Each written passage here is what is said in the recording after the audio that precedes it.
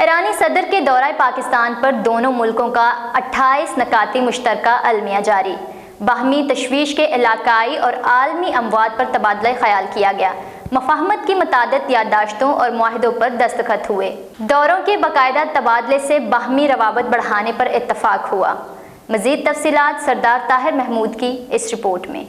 ایرانی صدر Ebrahim Raisi پیر 22 April کو پاکستان کے سرکاری دورے پر پہنچے اور وہ دورہ مکمل کر کے 24 اپریل کو کراچی سے واپس روانہ ہوئے۔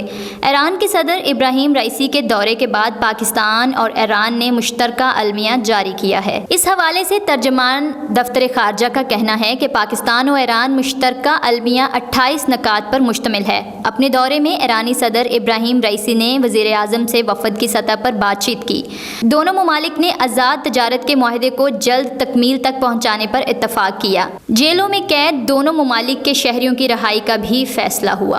مشترکہ المیہ میں بتایا گیا کہ وزیر اعظم شہباز شریف کے دعوت پر ایران کے صدر ابراہیم رئیسی نے پاکستان کا سرکاری دورہ کیا۔ ایرانی صدر کے ہمراہ وزیر خارجہ سمیت اعلیٰ سطح کا وفد بھی تھا۔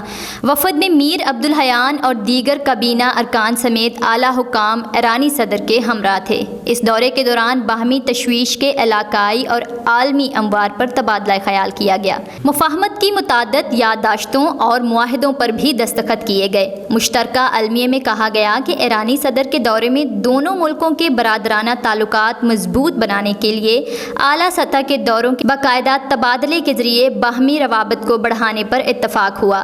علاوہ ازیں دونوں پڑوسیوں اور مسلم ممالک کے درمیان تاریخی، ثقافتی، مذہبی اور تہذیبی تعلقات کو اجاگر کیا گیا۔